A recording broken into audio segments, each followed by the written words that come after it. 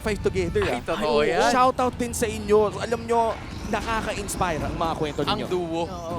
Iba talaga pag may nakahanap ka ng duo at kung wala ka pa nakikita ng kaduo mo, pagkakataon mo na, pumunta ka sa EVM Convention Center, ang dami mong pwedeng makita dito. And speaking of kita, in a while, makikita na natin ang second drafting phase. We know Deos Vault, they need a major adjustment.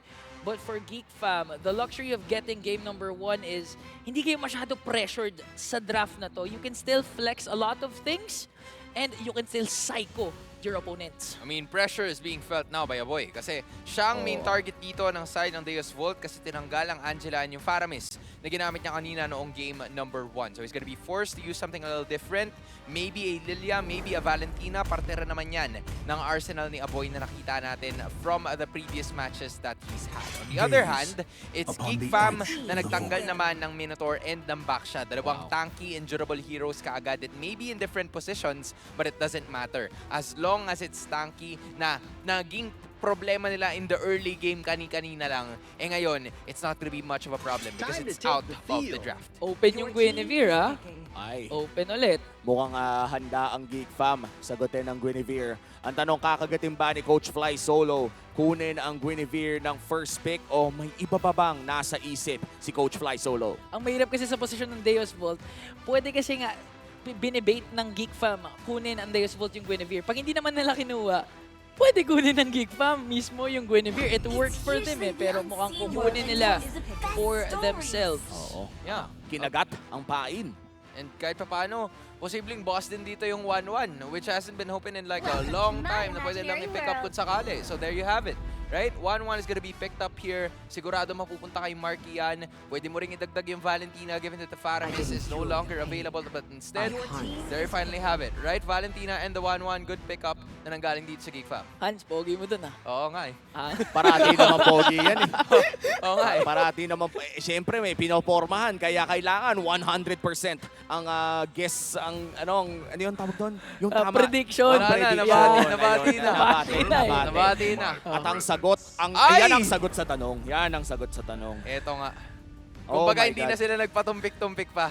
Pobius kagad, basta may 1-1, ilista mo na. Coach Fly Solo, digging down or looking at his bag. At sabi niya, sige, Pobius mo na to eh. Pobius mo na to, Sunset Lover. O ito Umi, napag-usapan na natin tong Phobius pick dati. Sinabi mo situational to kaya in terms of tier list, hindi siya ganun kaganda. Pero right now, na mukhang mapupunta siya sa mid or either XP, do you think this is worth it just to counter out Marquis 1-1? Oh, alam nyo, yes na yes ang sagot dyan.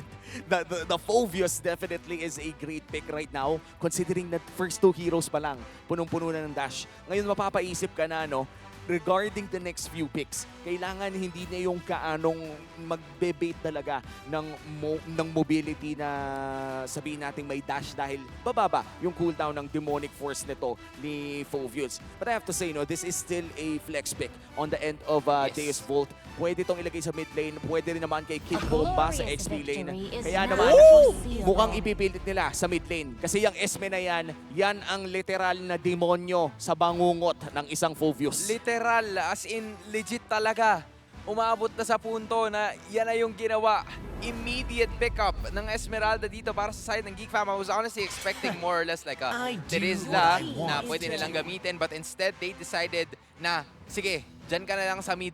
Hindi ka na pwedeng gumalaw dyan. Because basically now, it makes Devu's draft a little bit more predictable. Kasi Matilda could go into post 4 or post 5.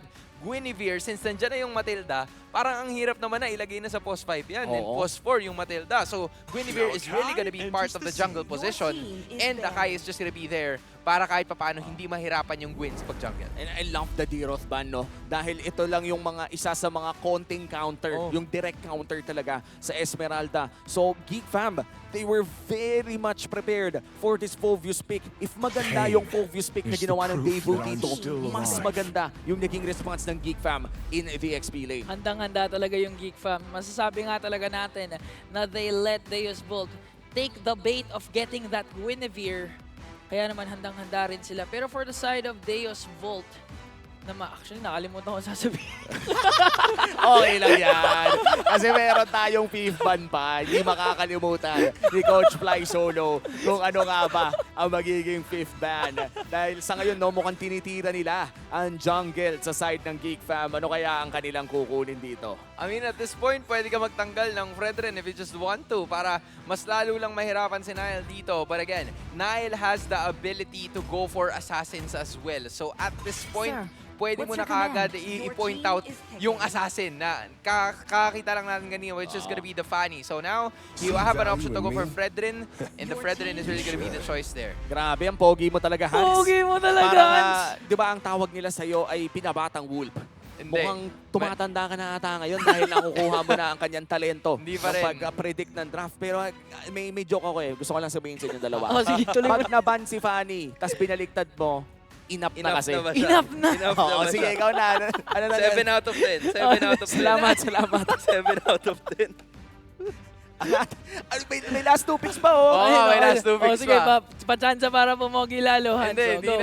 ano na eh, nawala na sa Jinzi. I mean, pwede mo naman kasing, Bruno's finally gone. You can pick up the Beatrix if you want to, para kahit paano mas makalatag sila ng damage output, and then go for a Lilia.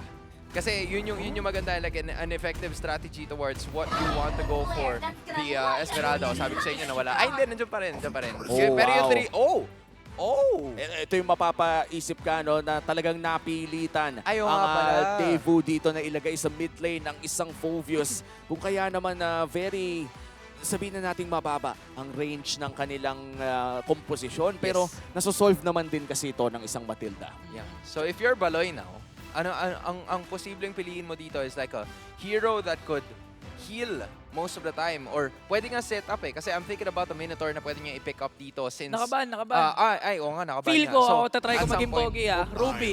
Naunahan Ay, ka joke na. lang. Naunahan ka. In-announce mo pa kasi. Oo, sayang naman. Alam mo naman, kapag may mga gagawin ka sa anime, minsan hindi na lang agad...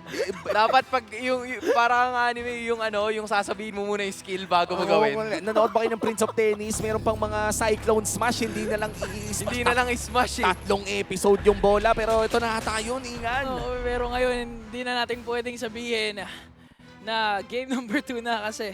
Right now, team Pwede comparison. pa rin naman. Game Pwede pa rin naman. Ayun. Game number 2 na, team comparison na. So far, medyo nagkakaroon ng slight edge ang Geek Fam.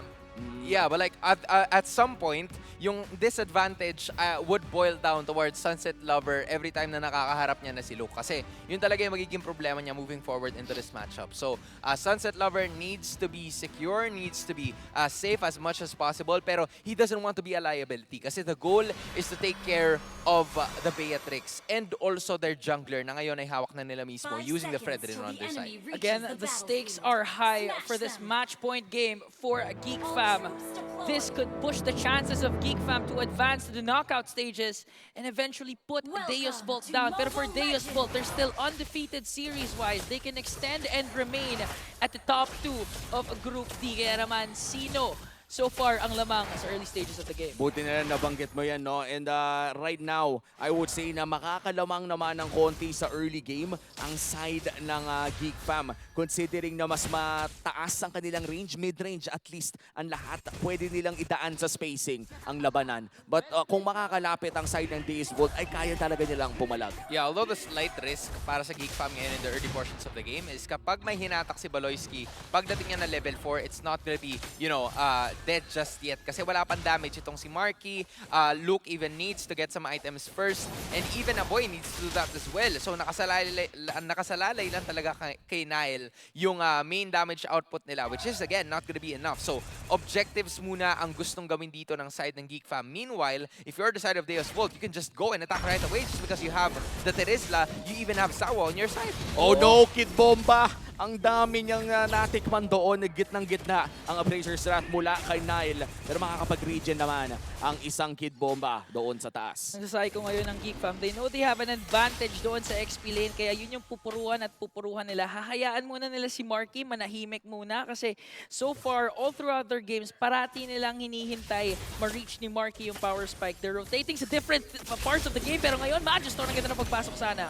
At wala ring namatay sa side ng Geek Fam. Masyado pang mababa ang damage na mababato ng Deos Vault. At lalabas na nga rin ang pinakaunang pagong ng larong ito. Yeah, they wanted to go for Luke on that one. Ginamitan nila ng mga skills para kahit papaano mababack away. Good thing for Luke though is hindi siya umaalis doon sa kanyang XP lane. He knows that he's level 4. He's gonna be having that Falling Star Moon very soon. That would pose a problem para dito kay Sunset Lover na namataan na niya doon sa may bush. Oh no, napilitan mag-Demonic Force at ngayon si Luke nasa gitna ng dalawa. Ang sabi niya, look at me. Si Sunset Lover nandoon pero balik tayo doon sa may turtle. Baloyski, mukhang makukuha pa rin ng Geek Fam. Ang pinakaunang turtle, low HP on Luke. Pinasabog ni Kit Bomba. That's the first blood. Pero 1 for 1 ang magiging kill score natin after that turtle take. Once again, worth it trade for Geek Fam. Nakuha nila yung jungler ng Deos Vault plus the turtle. Ngayon, inaagawan na nila ng resources early on pa lang itong Deos Vault. That is an XP for a jungler and the turtle. You will take that if you're Geek Fam every single day. Plus, idagdag mo pa yung purple objective na dapat sana ay mapupunta kay Magistor. As much as he is a utility jungler, sometimes Guinevere really needs that purple objective para mas mabilis yung cooldown ng kanyang mga skills. Nakakatulong naman yung Psycho Ball na meron siya, but the problem is, hindi siya ganun kabilis compared to when you have the purple buff on your side. So it really is helpful para dito sa Geek Fam na nakuha nila yon kasi yung mga ganung klase ng mga mistakes na ibibigay ng Deos Vault sa kanila is gonna propel them to take more objectives. Nakakmangha talaga yung pag-pick dito ni Luke for this Esmeralda. Nahirapan mo napahirapan mo rather yung counter sana na pwede nila gawin kay Marky with this Phobius. Tapos ngayon, pinapahirapan mo rin si Kid Bomba na kahit nakuha ni Kid Bomba yung mga heroes na successful siya gamitin, may luxury siya of changing the game. Nahihirapan niyo pero si Magistor may nahuli dito sa gitna. Baloyski might be in trouble pero magdadash lang naman pala palayo. Sunset Lover naghahanap ng play pero mukhang magpopokan lang sila ni Aboy dito sa gitna. Medyo weird talaga sa akin na naka-vengeance yung mid laner. I mean, close game if we're gonna be talking about it. Geek Fam at some point has the lead 800 in terms of gold pero 1-1 pa lang naman yung kill score and both Geek Fam and Deos Vault are just waiting for the right time for their marksman to get activated. Kasi si Marky, so far, hindi pa natin siya nakikita na dinidisplay dito sa screen. Ayan, as soon as I say that, andyan na siya and just taking a bunch more in terms of objectives and the minions as well para makaungos at makalamang siya dito kay Carvey that is also unscathed as we speak. Ang mahirap dito, pag hindi nakasabay yung Deos Vault early on pa lang at continue mag-extend ang lead ng Geek Fam, they'll be forced with Carvey doing the split pushes and with the threat of Baloyski na may kajag, gustong-gusto ito mangyari ng Geek Fam. Oo, at ang turtle na nga mukhang ipag-re-reset ng Geek Fam. Nandiyan na rin naman si Magistor sa may bandang Gedley. At ang ganda na nga ng pwesto ng Deos Vault. Mukhang mag-aantay ang Deos Vault dito na i-take ng Geek Fam ang turtle na to. Pero si Sawo naghahanap ng angulo. May nahanap ng dalawa si Kid Bomba. Pinasabog ang mundo. Nile, low HP. At mukhang siya ang unang mawawala sa laban na yon. At tatakas na nga ang Deos Vault dito. Kid Bomba makakatakas via ng guiding wind. Luke still alive. Aboy na ata ang susunod. Demonic Force ay hindi gagana pa pero that's Kid Bomba going down. Ang ganda ng ginawa doon ng Geek Fam kasi that resulted to the turtle resetting. Kahit na wala yung jungler or retribution holder nila, hindi makakontest yung Deos Vault dahil the sustain and the damage is there for Geek Fam. Very much willing na magstay itong si Luke and si Baloyski doon sa may turtle pit and reset it dahil sa pagbabalik nitong si Nile with the Molten Essence as well. It's really gonna help them. Although Nile doesn't have the purple and orange objective as yet, just go for it. Violet Requiem na gamit na rin. Sino makapag-secure ng turtle? That's going to be Nile. At mukhang pressure strategy hindi na kailangan pa dahil babagsak na nga rin si Sawo. Look in front of Kid Bomba pero mukhang re-recolan lang ni Luke. Look at me talaga. At look at, tignan mo naman si Baloyski doon, nakatakas pa rin kahit naipit siya doon sa mga talon na ginawa ni Kid Bomba, pati ni Sawo. Nagawa niya yung objective niya which is to Divine Judgment the right person. And at the same time, hindi siya nagbigay ng casualty for Deos Vault. And in addition to what you guys have mentioned, nagkakaroon din ng lead in terms of gold. 200 hawak nung 1-1. As at least 400 ang hawak nitong si Baloyski going up against Sawo at the same time. So they weren't able to execute fully kung ano yung mga gusto nilang gawin. Plus, Luke is keeping the Terizla at bay. Na nananatili lang talaga siya doon sa may top side. And it enables Geek Fam to focus on the other parts of the map. Kasi tingnan mo, yung Esmeralda nasa may bandang itaas, trying to cut waves as much as possible which gives Geek Fam to go for this. Oh wow! Napakagandang flicker play mula kay Paloyski at agad na wala si Carvey. Pero Demonic Force, nandito na nga rin. Nakalipad dito si Marky. Pero mukhang mabubuhay pa rin siya kahit may vengeance dito si Sunset Lover. Sawo na atang si susunod. Napakagandang tot ang galing kay Nile pero buhay pa rin siya dito sa may bandang ibaba. Lipat tayo sa mid lane. Luke Paloyski, 2v2. Back out na muna ang call ng dalawa. Sobrang hirap ng ginawa doon ni Baloyski. Dalawa yung potential targets na pwede nila makuha. Pero sakto si Carvey ang kanyang nakuha. Even ako nga, hindi ko magawa yun eh. Yung magsa-skill target ka habang magde-divine judgment. At nagawa yun ni Baloyski under pressure which resulted to Geek Fam taking this turret. Pero ando na nga si Kid Bomba with the penalty zone. Pero it's not gonna be enough. Masyado masakit ang Geek Fam. Masyado silang makunat. Pero reinforcements coming in from Deos Vault. Nandito rin naman na-defend nila ang middle lane. Grabe yung sakripisyo doon eh, no? Parang saludo na lang eh. Kung Saludo mamatay na ka doon, at least hindi bagsak yung tore. Tama. At saka kinailangan niyang gawin yun kasi the minions were actually gonna go down and aabot na sana yung teammates niya. But unfortunately, hindi naging ganun yung kaso. Hindi umabot yung mga teammates nitong si Kid Bomba. Pero at least, as long as we can keep the peace dito sa may middle lane, ay ayos lang din. Pero Sunset Lover, they're doing their best to protect this. Pero hindi na sila aabot pa, which gives more room para kay Aboy and the rest of the company to go for this. Oh no, mag-isa si Baloy. Ito na ata yun. Pero may conceal play. Never give up. Never surrender. Akala ko yun na yun. Pero sabi ni Baloy, hindi mo kasi nakikita to, boy. Luke ngayon, delikado din. Mukhang nakaka-fury pero buhay pa rin. Nice play mula dito kay Sunset Lover. At kailangan na nga tumakas ni Marky. Pero habang nangyayari lahat ng yun ay nakapag-turtle ang Geek Fam. Afraid, worth it for the side of Geek Fam. Once again, buhay pa rin si Baloy. Merong Divine Judgment ready to be dispensed. Nag-group up na ngayon ng Geek Fam. Gusto nila makakuha ng target dito.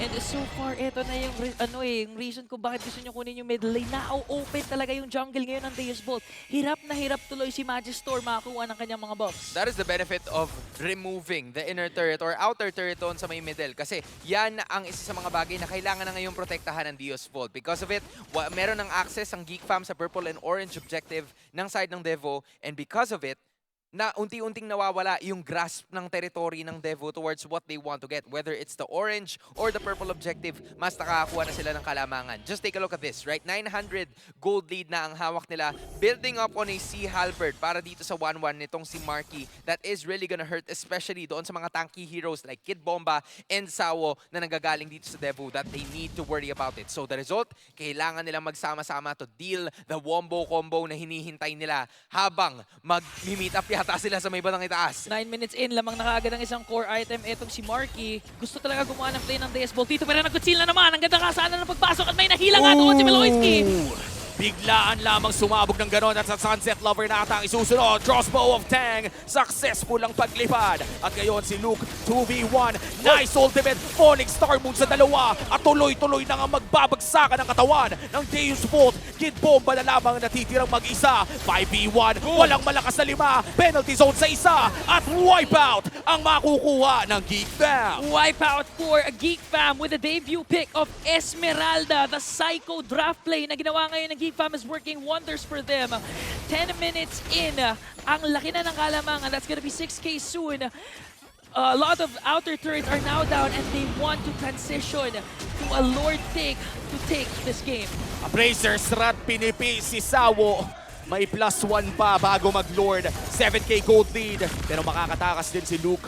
Diretso Lord na nga ang call ng Geek Fam. Great juggle right from the start coming in from the side of Geek Fam dahil alam nila that they have what it takes. Meron sila ng damage output and then from there, even the durability na nanggagaling dito kay Luke na siya pa nga yung main damage dealer pero ngayon papalag na naman. Okay, mukhang hindi naman pala itutuloy dito ng Geek Fam dahil Lord pa rin ang kanilang gusto. And this might just be Lord secured. That is a level 1 Lord for the side of Geek Fam. Medyo nagkahiyaan pa pero tinapos na ni Nile.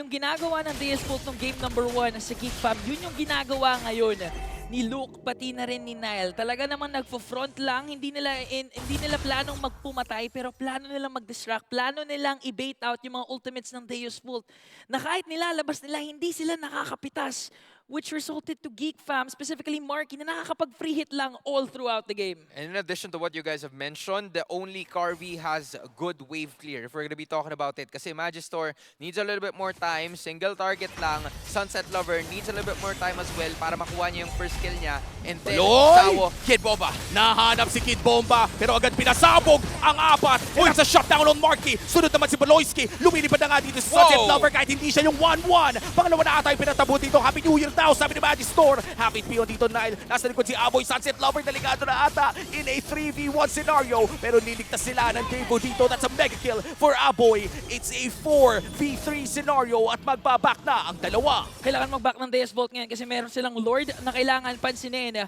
Pero so far, nagkakaroon ng glimpse of hope sila doon. Despite the initiation sa ginawa ng Geek Fam, that clutch penalty zone play from Kid Bomba na kahit nahila na siya doon ni Baloyski is what saved them at ngayon lumilipad na nga si Sawo. Gusto nila puruhan etong si Luke. No, Luke.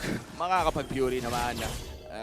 Kalmado lang pala siya, no? Kung ako pa yung kinabahan. Oh, it's already 12 minutes in this game at kitang-kita mo na kagad yung level of durability na meron tong si Luke. Building up that dominance ice, Oracle, and also the blade armor to just simply target Carvey at this point. Kaya is Carvey really not dishing a ton of damage just yet just because he's 900 gold behind compared to the 1-1. So Luke, the reason why he's doing the TP so much kasi kaya niya talagang i-withstand yung damage output na meron ang Deos Vault ngayon. 7.9k leading towards Geek Fam. Deos Vault, may plan silang gawin dito si mid lane pero parang mataan ata sila ni Boy. Oh no! Uy, nagamit yung penalty zone na walang nahuli. Parang gusto ata mag-go ng Geek Fam ngayon. Si Baloyski nag-conceal na nga doon. Sino ang una nilang kukunin? Naghahanap sila na makukuha dito. Oh no! Baloyski might be in trouble pero nakihila niya si Sawo. And that's going to be a kill for the solution. At susunod na nga ata si Magister. Si Niley nahanap pa ang isa pero si Carvey. Low HP na pala. Look at me, Carvey. Nahanap niya yung isa. And it's just a 1-for-1. Luke medyo nakalalim doon pero it was a worth it trade kasi kahit paano hindi nakatulong si Carvey sa clash na pwede sana gawin ng Geek Fam.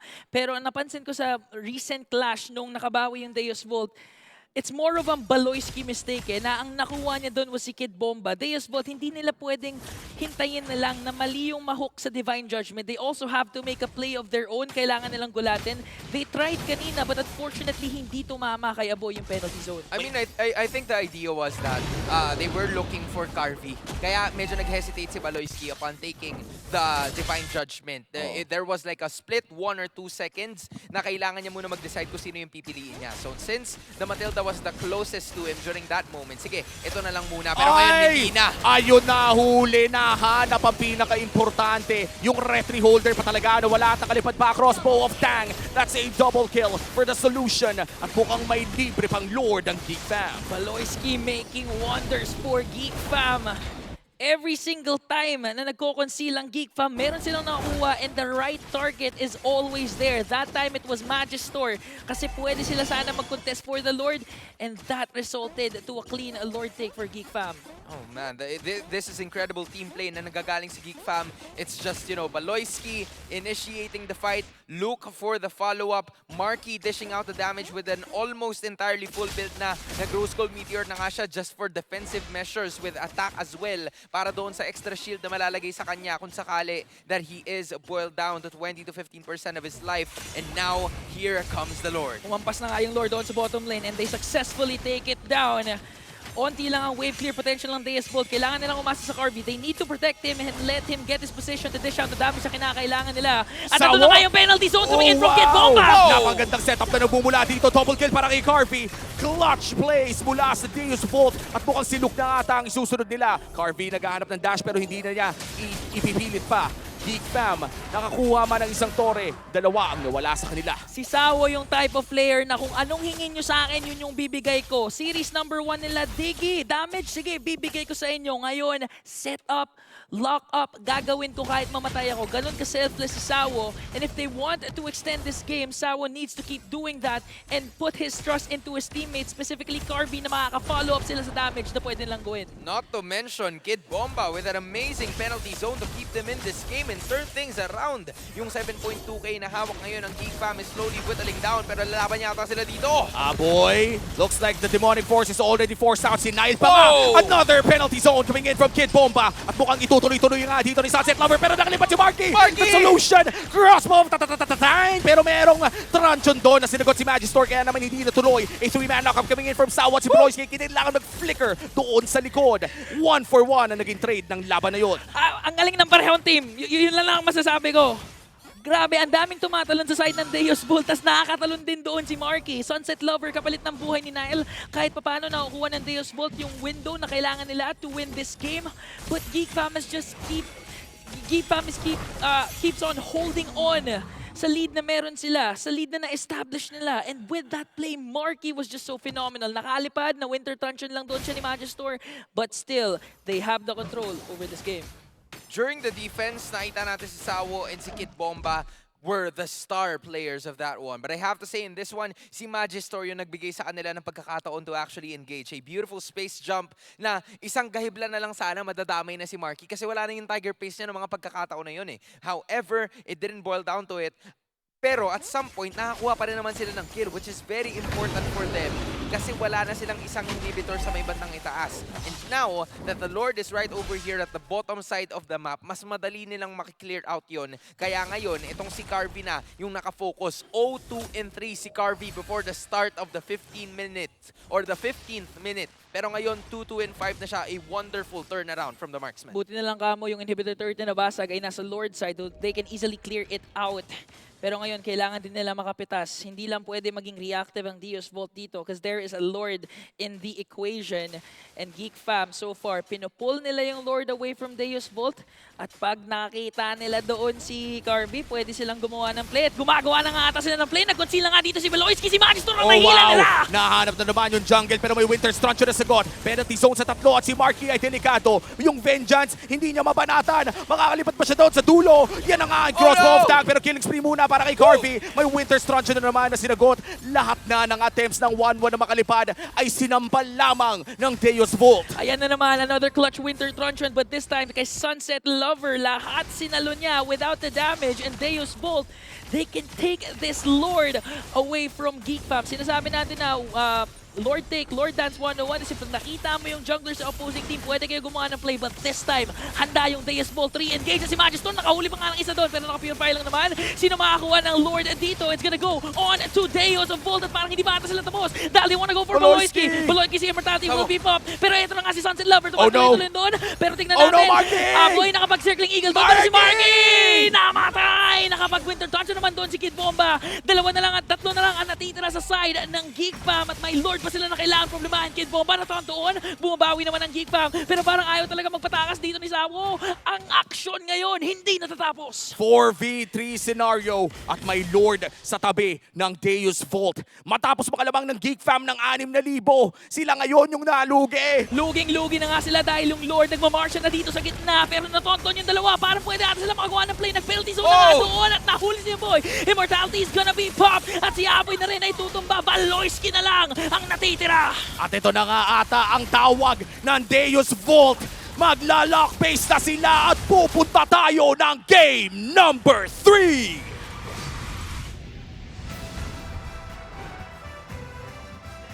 MLBB action. Oy! Oy! What? Hey! Kid Bomba! Kid Bomba with the taunt. At nakikita ko doon sa baba, may mga supporters ang Deos Vault. Winawagayway ang kanilang watawat and they deserve to do that because that was a phenomenal He's not done! He's not done! Hindi pa siya tapos! Ang angas noon! That's why you know it's Kid Bomba. Explosive performance and an explosive post-game celebration. Another come from behind victory na nakita natin sa seryeng ito. Deos Vault, sila ang kumbaga lamang nung game 1. Pero nabaliktad. And this time, sila naman ang dehado at sila naman ang nagwagi ulit. Kaya dapat wala kayong pinapalagpas sa MLBB action na pwede naming ihandog sa inyo at wag nyo na rin palagpasin ang pagkakataon na suportahan ang inyong paboritong #MPLPH team sa pamamagitan ng paggamit ng kanilang team battle modes for only 109 diamonds. Permanent na ito. Visit the shop on your Mobile Legends Bang Bang app now. And speaking of now, I am still in shock. Wow! Grabe. Napagana. And when I think about it, no, parang ang daming kinailangan mangyari para mapagana ng Deos Vault yun. Sinabi mo pa. Pero nangyari. Ay, kaya hindi na ako Wow. magtataka kung... Actually, hindi ko nga mahulaan kung sino yung pwedeng MVP doon sa side ng Deos Vault. Pero eto na, makikita nga natin ang star-studded performer ng koponan ay walang iba. Sino dyan? Si Kid Bomba ba? Si Kid Bomba. Ay, Sino ba? hindi, Bomba tinuturo ni Kid yata Bomba eh. Sino yan? Sino ba? Si Carby ata, idol. Si DEVU. The Who. Ay! Kid Bomba, the MVP. Alam nyo na to, pag sinabi mong Kid Bomba, pinasabog ang mundo. May pasabog lagi. Grabe, mind blown. Mind blown. Mind blown talaga. Ginawang minesweeper Ay. ang buong laro. Ginawang landmine ang Land of Dawn. Literal, kada penalty zone niya ay ramdam na ramdam mo ang kanyang presensya. Ang batang pasabog. In the zone with the penalty zone. Kid Bomba! Ay, nako. Pero legit, marami naman kasi siyang ginawa. Oo. Marami naman kasi ginawa si Ay. Marami ring sinabi. Tama. Lagi nga may pasabog eh. Akala mo showbiz happenings eh. Yung game-winning moment pa lang nila nung pinakita na siya sa Oh camera. my goodness. Nag-TP in real life, nag-taunt in real life. Wow! Sinimulan kasi siya min eh. Pakiramdam ko kasi yung mga wala na yung analysis dito eh. Wala na. Yung analysis nandito Wala na. sa ano eh. Yung mga nangyari. Kasi si Luke, nung umpisa ng laban, ginaganon-ganon niya si Kid Bomba, tinitipa sabi niya niya. tunog ng Hindi, TV. hindi, parang sabi niya ano, pinapakita niya yung cellphone. Oo. Ay! Pinapakita niya yung ROG phone. Oo. Eh di pagkapakita niya, sabi, wala. Oo. So yun, umabot sa punto na si Kid Bomba, syempre kailangan niya na mag-init. Oo, It's time to fire Oras up ko na to eh. Taking Oo, time oras bomb na. eh. Taking time bomb Oras yan pag na yan para tinilip manalo, eh. pag Oo. ganun. Oh, ano nangyari? Eh di pagkatapos nun, sabi niya, okay, kailangan na ako ng mga teammates ko. And then after that, naglatag siya ng sandamakmak na penalty zone. Oo. Una, sa base nila para maisalba yung kanilang hopes Oo. of making it into the playoffs. Pangalawa, sa Lord Pit, right after Magister was throwing away the Violet Requiem, doon niya nilatag yung penalty zone na naman. At ang panapos ng boxing, penalty zone sa base naman ng kalaban. Ayan, oh. So hindi niya tinantanan si Luke. Anong Esmeralda? Wala. Tatanggalin natin yan. Hindi daw niya kailangan pansinin si Esmeralda doon. Talaga namang proper targeting lang ang pinakita ni Kid Bomba. What an explosive performance. At masasabi ko lang, it all started doon sa defense na ginawa nila sa mid lane. Natatandaan ko yun, Baloyski, ang na-divine judgment niya doon was si Kid Bomba. Pero pinaikot pa niya, penalty zone niya, which resulted to Carby. Kaya nga eh. Tuloy-tuloy lang talaga yung pag-ulti. And Wow. honestly, no, kapag kanina, chismis, highlights, ngayon naman na may stat sheet na, no excuse. Ang masasabi ko talaga dito, boy, hindi ko in-expect na yung vengeance pa yung magiging clutch sa late game. Yung tipo na binabanatan siya ng 1-1 tapos tumigil si Marky kasi ang sakit. Oy, binanatan mo yung vengeance. Ako, meron akong MVP sa items. Ano? Winter Truncheon. Ay, oo, nag-throw as a player. Yun ang literal na nagsalba sa kanila. Ilang win of ni Winter Truncheon na nakikita ko? 2. Oo. Yung may hawak, yung Pobius, tsaka yung Guinevere pa. Umabot nga sa point na pati yata yung Matilda, nag-Winter Truncheon na rin. Binenta niya na lang, ewan ko na lang. Tsaka 2 remarkable times na nakita natin ginamit yung Winter Truncheon against doon kay Partida si Kid Bomba, wala pa dyan. Totoo. Men, ito yung mga sinasabi nating stats na hindi mo makikita sa stat sheet eh. Yung Oo, effort. It's the hassle eh. Ito ang hassle points. Hassle points to eh. Bala Dennis Rodman. Wala to Dennis eh. Rodman Oo, yan. eh. Hindi, si Kumbaga- Dennis Rodman nga, nare-record yung rebounds Oh, eh. diba? Ay, pero alam mo ba si Dennis Rodman, siya lang yung defensive player na never naging all-defensive team. Tama. Ay, hindi. I mean, never nag-record ng more than one steal, more than one block per game. Oh, eto naman si Kid Bomba, yung mga clutch play kasi, yung mga hustle na talaga, yung tipo na, kanina 'di ba, ito gusto ko ibalik, narrative. Kanina pinag-uusapan natin, Luke, Kid Bomba, under pressure, sino nga ba yung mas malupit? Sabi ko kanina si Luke, pero ngayon nagbabago na yung isip ko, men. Nung nakita, yun under pressure yun, men. Kung natalo ang ano doon, ang Deos Vault doon, hindi na nila kontrolado yung ano